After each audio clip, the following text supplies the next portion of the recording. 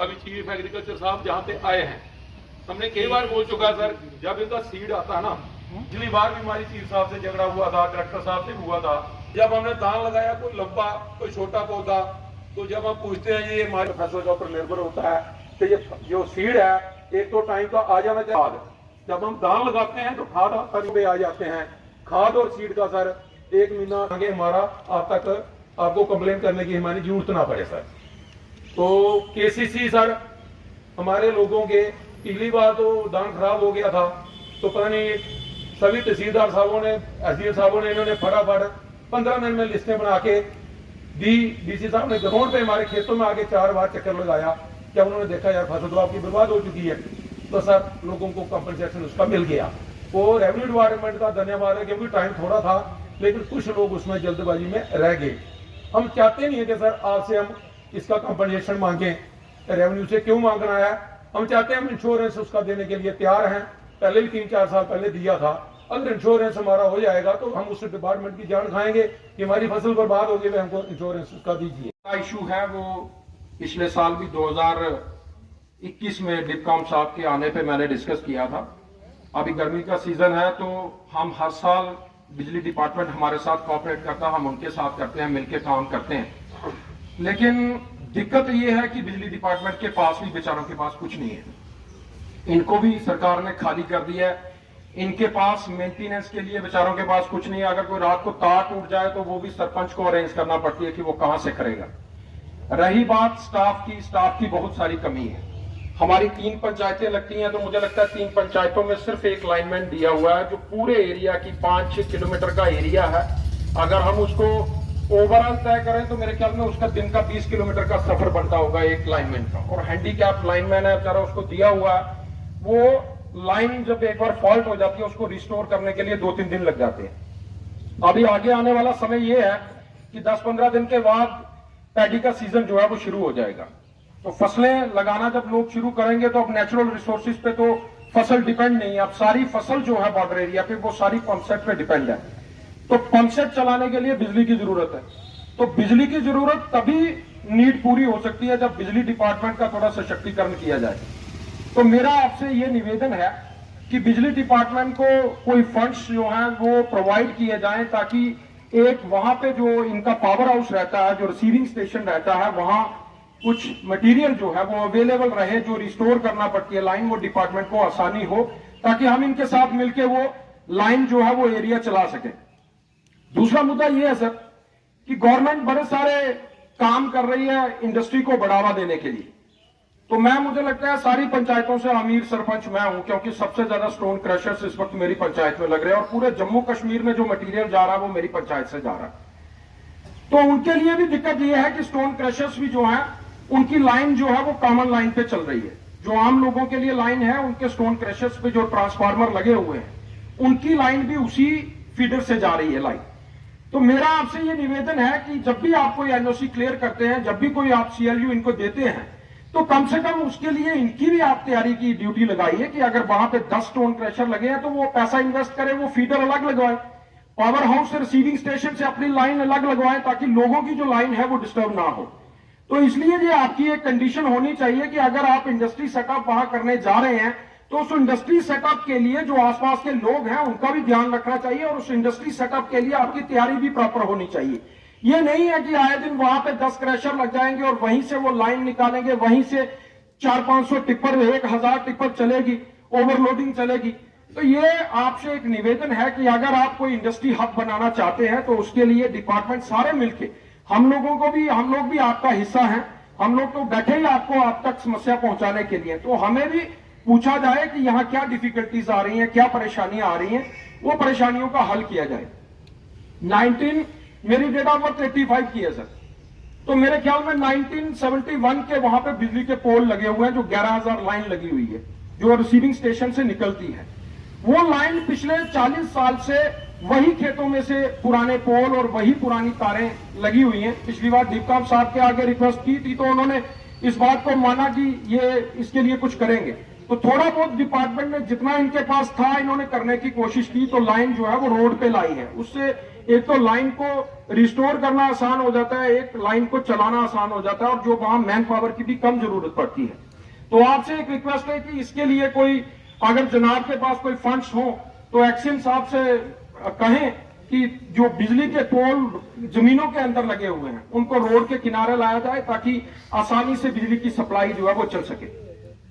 दूसरा सर मेरा ये इशू था, हम लोग सरपंच बने थे, ये शिकायत है, और मैं सोचता हूं हमेशा शिकायतें नहीं करनी चाहिए। जरूरी नहीं है कि हम पंच सरपंच बन के आलोचना ही करें, जो अच्छा काम कर रहा है उसकी तारीफ भी करेंगे, जो नहीं कर रहा है उसकी बुराई करना भी हमारा धर्म बनता है।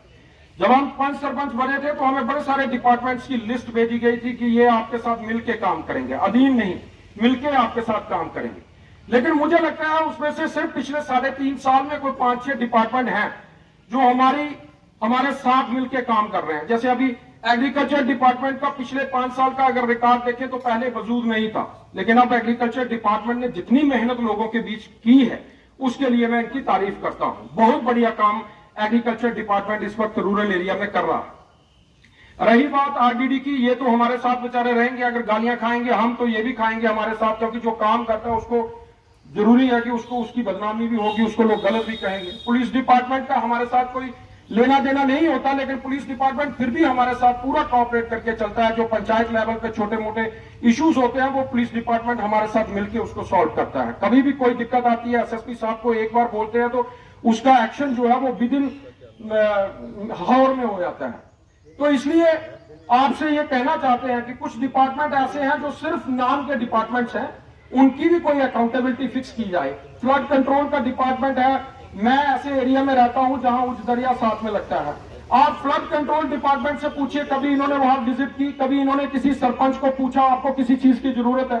इनकी अपनी सेटिंगें होती हैं, इनकी अपनी ठेकेदारों के साथ इनकी बनकर है, वहां काम रखे जाते हैं जहां ठेकेदार इनको कहते हैं जहां काम की जरूरत है वहां कभी ये लोग काम नहीं रख के रहती है। तो इसलिए आपसे ये निवेदन है, जो डिपार्टमेंट काम नहीं कर रहे हैं उनकी भी कोई अकाउंटेबिलिटी फिक्स की जाए, और जो कर रहे हैं उनको हम अप्रिशिएट करते हैं। बिजली डिपार्टमेंट बढ़िया काम कर रहा है, आरडीडी बढ़िया डिपार्टमेंट काम कर रहा है, एग्रीकल्चर डिपार्टमेंट बढ़िया काम कर रहा है, पीएचई अच्छा काम कर रहा है।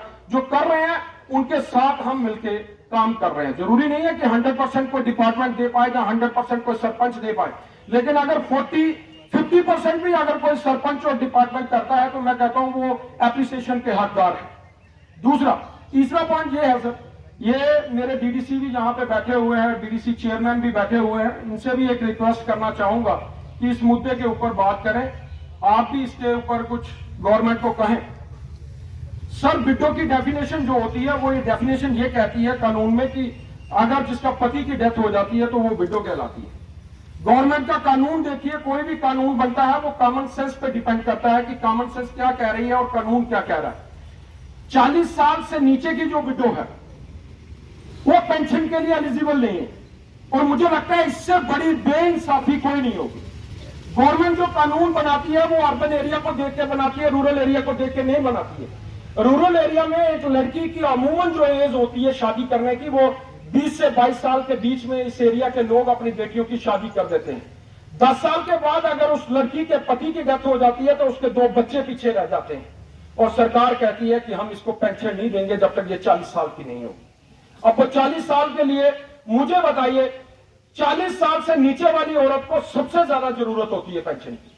अगर उसके 2 बच्चे रह जाएं, मुझे लगता है जो 40 से ऊपर वाली होगी उसके कम से कम उसके बच्चे उसको सर्वाइव करने के लिए तैयार हो जाते हैं, उसका दुख का जो समय है वो निकल जाता है। लेकिन जो 40 साल के नीचे की औरत है, मुझे लगता है सबसे ज्यादा अगर किसी को मदद की जरूरत रहती है वो उसी 40 साल के नीचे वाली विडो को रहती है। मेरे गांव में इस वक्त 3 औरतें होंगी जो 40 से नीचे की विडो हैं, एक की 3 लड़कियां हैं, एक के 2 बेटा और बेटी हैं। आज उनको बेचारियों को मैं पेंशन नहीं लगवा सकता हूं। 3 साल से उनके फॉर्म यहां ऑफिस में पड़े हुए हैं, लेकिन मैं सोशल वेलफेयर डिपार्टमेंट का भी धन्यवाद करता हूं, बहुत अच्छा काम कर रहे हैं। लेकिन जो सरकार के कानून है, नियम है, उसको ये भी नहीं बदल सकते। तो आपसे ये एक हाथ जोड़कर विनती है कि इसकी फीडबैक ऊपर दे, इसके लिए कुछ काम करें। मैं अपने डीडीसी मेंबर्स को और डीडीसी चेयरमैन को भी कहूंगा कि ऐसे इश्यूज के ऊपर थोड़ा गंभीरता से लेंगे। आपको सुनने में शायद छोटा लग रहा होगा कि ये मुद्दा कुछ नहीं है जी, बिड्डो को पेंशन नहीं लग रही है, लेकिन अगर आप पूरी स्टेट के ऊपर नजर घुमाएंगे तो मुझे लगता है सबसे इंपॉर्टेंट इश्यू आपको ये लगेगा जब आप उसका दर्द महसूस करोगे कि उसको सबसे ज्यादा पैसों की जरूरत है। होती है। दूसरा सर, आरटीडी डिपार्टमेंट का मैं पहले जब पंचायतें थी तो पंचायतों का सशक्तिकरण यही था कि पंचायतें खुद काम करवाती थी। 5 लाख रुपया अगर आता था तो 5 लाख अगर कंसर्न पंचायत का कोई लोकल आदमी करता था, उसको होता था कि यार मैंने इसी गांव में रहना है, मैंने 4 साल के 5 साल के बाद भी इस काम की मेरे अकाउंटेबिलिटी मेरे ऊपर होगी। जब से ये आपने टेंडर सिस्टम गवर्नमेंट ने शुरू किया है, बर्बादी कर दी है सर पंचायतों की। मैं एक बैडमिंटन कोर्ट बनवाता हूं स्कूल में, वहां ठेकेदार 2 दिन पहले आता है, तीसरे दिन बना के चला जाता है। तो 5 दिन के बाद, 10 दिन के बाद, 20 दिन के बाद वहां बच्चे खेलना शुरू करते हैं। तो एक बच्चा वहां बॉल फेंकता है, तो बॉल जब फेंकता है तो वो वहां से टूट जाता है। मैं ठेकेदार को फोन करता हूं, मैं भाई क्या बना के गए हो? कहता जी आप कर क्या रहे हो? मैं बच्चे के ऊपर बॉल फेंक रहा है तो ये टूट रहा है। कहता जी उसके ऊपर बॉल नहीं फेंकना है। अब उसको बताइए कि उसके ऊपर फेंकना क्या है। तो ये कहने का मतलब है कि एक जो ठेकेदार काम करके जाते हैं, इनकी अकाउंटेबिलिटी भी फिक्स होनी चाहिए। अगर कोई अच्छा काम नहीं करके जाता उसको ब्लैक लिस्ट में करना चाहिए। कैपेक्स बजट का हजारों लाखों में पैसे जो है वो बर्बाद कर दिए इन ठेकेदारों ने अपने कंपटीशन के चक्कर में। किसी ने बिलो डाला, किसी ने कुछ डाला, बाद में वो काम ही नहीं करवाएंगे और वो पैसा सारे का सारा लैप्स हो गया। तो इसलिए आपसे ये रिक्वेस्ट है कि आप जो भी कंसर्न डिपार्टमेंट है उनको हिदायत दें कि जो काम अगर कोई ठेकेदार अगर कोई काम उठाता है और वो कॉन्ट्रैक्टर टाइम पे काम नहीं करता है, या उस काम को नहीं शुरू करता है, तो उसको ब्लैक लिस्ट में डाला जाए। उसको क्यों रखा जाता है ओपन की वो दोबारा इस काम को डिले करेगा। और मेरे साथ भी बड़ी सारी पंचायतें ऐसी हैं जिन पंचायतों के काम जो है वो पैसा लैप्स होकर वापस चला गया। तो इसी के साथ आपका फिर धन्यवाद करता हूं कि सर जो हमारे सरपंच है रंजना देवी, उनके हस्बैंड, उन्होंने इस पर एप्लीकेशन लगवा दी है। तो सर में पूरे मतलब गांव वालों का भी रेगुलेशन मिला है, सभी बीडीसी सर से भी बात हुई है, डीडी सर से भी बात, सभी से बात हुई है, मगर इसका कोई हल नहीं होता। और एक बात हमें ये बताओ कि पंच की कुछ औकात है सर प्लीज, और ऊपर से लेडीज पंच की हमें कोई पूछता ही नहीं है। जो सरपंच बोल जो करूंगी मैं करूंगी, जो करूंगी, हमें हमारी वार्ड में काम भी होते हैं हमें पता भी नहीं होता। अगर हम पूछें तो उस पर एप्लीकेशन लग जाती है जो काम हुए हो। तो प्लीज इस पर एक्शन लीजिए। तो कंप्लेंट है, इसका तो मैं बाद में जवाब देता हूँ। पहले कुछ हमारे मुद्दे हैं। कूटा एरिया है सर, कूटा से सुराड़ा कोई 9 किलोमीटर सड़क बनी थी PMGSY की, और उसमें एक मेंटेनेंस पीरियड भी था, और मेंटेनेंस पीरियड के लिए रिपेयर के लिए कोई 40 लाख रुपया आवंटित था उसको रिपेयर करने के लिए। इसी मार्च में सर वो जो मेंटेनेंस का टाइम था वो पूरा हुआ है, लेकिन सर जैसे ही टाइम पूरा हुआ है उसके साथ ही वो रोड बिल्कुल खत्म हो गई है। तो मैं गुजारिश करना चाहता हूं आपको कि क्या जो नई रोड बनती है उसका सिर्फ 5 साल ही टाइम होता है, 5 साल के बाद वो डिफॉल्ट हो जाती है। जो कंट्रैक्टर है उससे रिपेयर करवाई नहीं जाती है, अगर करवाई भी जाती है तो वो लीपापोती की जाती है, और वो भी तब की जाती है जब यहाँ के कंसर्न लोग बोले। डिपार्टमेंट ना देखता है। हमारे जो एक्शन है PMGSY अगर यहाँ पे आए हुए हैं, उनसे टेलीफोनिक 2-3 बार बात हो गई है, और उनको रिक्वेस्ट की गई है कि सर एक बार आके रोड की हालत देख लीजिए। ना कोई ऑफिसर आता है, और इतने गड्ढे हो गए हैं कि वहां पे गड्ढों पे जो स्कूटी वगैरह या मोटरसाइकिल लोग चलवाते हैं, 2 व्हीलर चलाते हैं, उनके आए दिन एक्सीडेंट होते रहते हैं। और एक रिसेंट हमारे एक डेथ भी हो गई बुजुर्ग की, वो सिर्फ खड्डा बचाने के लिए उसने कट मारा और पीछे से उसको गाड़ी नहीं कर दिया। तो गुजारिश है सर आपसे कि अगर सरकार इतना पैसा दे रही है तो काम की गुणवत्ता तो होनी चाहिए, और उसमें उसकी मेंटेनेंस अगर कोई रख रखाव है। और फिर और इसके बाद दुर्भाग्य यह है कि कंसर्न डिपार्टमेंट का यही भी कूटा का है, उसी गांव का यही है जो 9 किलोमीटर सड़क है, वो रोज उसको देखते होंगे, लेकिन कोई उसमें संज्ञान ही नहीं लेता। एक ये मैं चाहूंगा कि सर आप या तो इंक्वायरी टीम बनाइए या इनको भेजिए, फोटोग्राफ चाहिए, वीडियो चाहिए, हम आपको प्रोवाइड करवा देंगे। दूसरा है सर कंडी में जो सबसे मेन समस्या है पानी की। PHE डिपार्टमेंट काम तो कर रहा है, काफी अच्छा कर रहा है, इनको बोलें तो आ भी जाते हैं, लेकिन हमारे एक ट्यूबवेल 1 महीने से गंदा पानी दे रहा है। सिविल वाले या मैकेनिकल वाले जाते हैं देखते हैं, लेकिन ग्राउंड वाटर का जो कंसर्न एक्शन है, जो उनके AW साहब हैं, AW साहब तो फोन ही नहीं उठाते किसी का भी, JE साहब उनके उठा लेते हैं। सर 1 महीने से लोग गंदा पानी पीने को मजबूर हैं, कंसर्न डिपार्टमेंट यहाँ आए होंगे, इनको आप पूछ लीजिए। एक्सिन जो सिविल हैं, इन्होंने लेटर भी लिखा है ग्राउंड वाटर को, वो कहते हैं हमने टेंडर लगाना है, लेकिन 1 महीना हो गया कोई कार्रवाई नहीं हो पाई। ये 2 मुद्दे हैं सर। और जल जीवन मिशन है सर, उसके टेंडर हमारे कठुआ के बड़े लेट हो गए हैं। कंडी एरिया है, उसमें सर आपको प्लीज पर्सनल इंटरेस्ट लीजिए। यहाँ तक एक पंच की जो कंप्लेंट का सवाल है सर, मैंने ना तो कोई एप्लीकेशन दी हुई है ना मैं देता हूँ। मैं पॉलिटिकल बंदा हूँ, एक्स सरपंच भी हूँ, सोशल वर्कर भी हूँ। सर इनको बोले, बीच में ना बोले, बाद में जो आपको देना दे दे, लिख के दो। अब कांत कुमार का नाम लिया गया है, कांत कुमार ही देगा सर। बात यह है कि कुएं का काम हुआ था। अब क्योंकि मैं उसका पति हूँ, जब मैं एक्स सरपंच भी हूँ, हम घर में तो डिस्कस करते हैं, पंचायत में जो मीटिंग है वो तो सरपंच ही करते हैं। वहां कोई डिफेक्ट्स थे, इनको रिटर्न भी दिया हुआ है सरपंच ने, मैंने नहीं दिया हुआ है, कि वो डिफेक्ट रिमूव कीजिए। उसके बाद इनके गांव में एक वार्ड सभा हुई, वार्ड सभा में इन्होंने एग्री किया कि मैं ये डिफेक्ट दूर कर दूंगा 15 दिन में। वो डिफेक्ट ही नहीं दूर कर रहे हैं तो पेमेंट कैसे हो जाएगी? जिसमें डीडीओ सरपंच है तो वो जहां तो आप बता दो कि सब स्टैंडर्ड काम की पेमेंट करनी है तो कर देंगे। और वार्ड सभा में इन्होंने एग्री किया है, रेजुलेशन होगा, आप बीएलडब्ल्यू से पूछ लीजिए, कंसर्न से। तो ये चीजें हैं, शिकायतें करो, जो भी करो, लेकिन जो सरपंच ने करना वो सरपंच ने ही करना है, और जो पंच का काम है वो पंच करेगा। और सर प्लीज PMGSY रोड और ये पानी की मेरी समस्या सर, थैंक यू। इस वक्त गर्मी का मौसम है, हमें 2 हैंडपंप चाहिए, क्योंकि पानी की इस वक्त बहुत किल्लत है हमारे गांव में। दूसरी डिमांड है हमारी कि 29 मार्च को गंगा पैलेस में उधर वार्ड नंबर 9 की महिला का एक्सीडेंट हुआ था,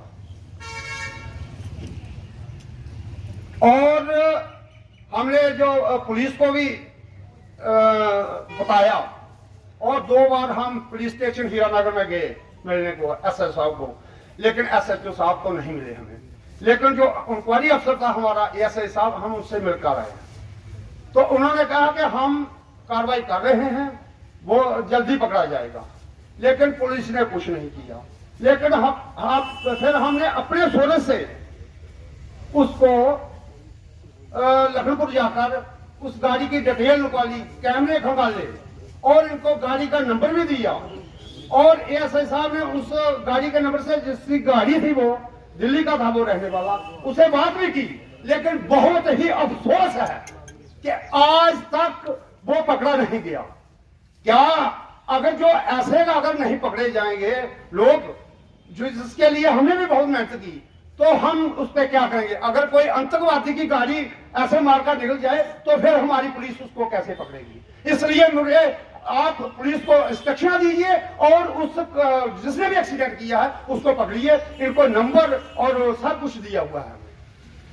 तो इसमें मेरी इतनी बात है, और मेरा 2 हैंडपंप, और उस केस पर जल्दी कार्रवाई कीजिए। धन्यवाद। आया गया है नवनियुक्त DC कठुआ यहाँ पर आए थे, लोगों ने समस्याएं रखी हैं, क्या कहना चाहिए?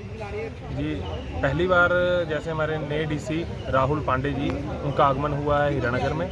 पहले तो हम सभी उनका अभिनंदन करते हैं कि उन्होंने जो पहला ब्लॉक दिवस हुआ उनका कठुआ आने पे वो हीरानगर में हुआ है, और हीरानगर के लोगों ने, सरपंचों ने, जितने रिप्रेजेंटेटिव हैं हमारे समाज के, पंचायतों के, उन्होंने अपनी बात को काफ़ी अच्छे से रखा। जो पुरानी समस्याएं हैं उन्होंने कहा कि उनको फ्लैशबैक करके जो जिला स्तर पे हल हो सकती है उनको जिला स्तर पे हल किया जाएगा, और जो ऊपरी लेवल पे हल हो सकती है उनको हम फ्लैशबैक करके ऊपर भेजेंगे। और हमें उम्मीद है कि उनके साथ कोऑपरेशन में हम बहुत अच्छा काम करेंगे। जो कि कुछ समस्याएं रहती हैं हमारे डिपार्टमेंट में, जिनका काम रहता है सर्विस प्रोवाइड करना लोगों को, जो अभी कमी पेशी आ रही है, लोगों को सर्विस प्रोवाइडिंग में कहीं दिक्कत आ रही है, वो उनके साथ मिलकर उठाया जाएगा, ताकि लोगों को सुविधा उपलब्ध हो, जो सुविधा सरकार की तरफ से उपलब्ध करवाई जा रही है, लेकिन बीच में गैप होने की वजह से या किसी कारणवश लोगों तक नहीं पहुंच पा रही, उन सुविधाओं का लाभ लोगों को मिल सके। यही हमारी उम्मीद और यही हमारी आशा नए DC साहब के साथ कोऑपरेशन में मिलकर काम करते वक्त रहेगी। इतना ही कहते हुए मैं आप सभी का धन्यवाद करता हूँ। जय हिंद। चेयरमैन साहब, आज ब्लॉक दिवस और पहले ही ब्लॉक दिवस पर नवनियुक्त DC कठुआ यहाँ पर पहुँचे हैं, समस्याएं सरपंचों पंचों ने रखी हैं, कुछ समस्याएं थी वो DDC तक भी रखी हैं, क्या कहना चाहेंगे? देखिए मुझे बहुत अच्छा लगा, DC साहब ने अभी 2 दिन पहले ही ज्वाइनिंग किया था कठुआ में, और पहली दफ़ा आज जो मीटिंग है वो हीरानगर ब्लॉक में रखी है। और डीसी साहब का सबने तहे दिल से शुक्रिया अदा किया कि आपने पहले हमारा बॉर्डर इलाका चूज़ किया और जहाँ मीटिंग की और जो ब्लॉक दीप्स रखा, इससे काफ़ी लोगों में जो प्रॉब्लमें थी हमारे सरपंच पंचों की वो सबने डीसी साहब के समक्ष रखी और डीसी साहब ने बड़े गौर से उनको सुना भी। और उसके साथ ही लगता है कि बहुत जल्दी इन मसलों पे कुछ कार्रवाई भी होगी। कुछ निर्देश उन्होंने आज ही जितनी भी एडमिनिस्ट्रेशन के साथ ही उनको दे दी है कि जो भी जहाँ प्रॉब्लम सरपंच पंचों ने रखी हैं इन पर गौर किया जाए और इनको हल करने की कोशिश की जाए और जो इनसे हल नहीं होती वो डीसी तक पहुंचाई जाए और डीसी आगे वो फॉरवर्ड करेंगे डिप्टी साहब को और सरकार को। ये बड़ी अच्छी कामयाब मीटिंग रही और बहुत बढ़िया रहा और काफ़ी संख्या में यहाँ हमारे सरपंच पंच और लोकल पब्लिक जो अपने इशू लेकर आए थे और सबने अपने बड़े विस्तारपूर्वक ये इशू रखे और डीसी साहब ने बड़े विस्तारपूर्वक सुने। उनके साथ SSP कठुआ थे, हमारे DDC थे, BDC थे, सभी हम साथ ही थे और बड़ा अच्छा लगा। ऐसी मीटिंगें होती रहनी चाहिए और बड़ा सही वक्त पर और आते ही पहली दफा आज मीटिंग हीरानगर में हुई। इसके लिए हम डीसी साहब का तहे दिल से शुक्रिया अदा करते हैं। अभी जो मेरी चर्चा हुई है, जो मैंने PRI मेंबर्स के माध्यम से सुना, उसमें जो समस्याएं निकल के आई हैं क्षेत्र की, पानी से संबंधित, इनकी क्लीनिंग से संबंधित, वाटर के कुछ पेमेंट्स हैं जो पेंडिंग हैं इनसे संबंधित, बहुत सारे विषय ऐसे हैं जो यहाँ के भी हैं, सारे ब्लॉक्स के हैं, पूरे यूटी के हैं।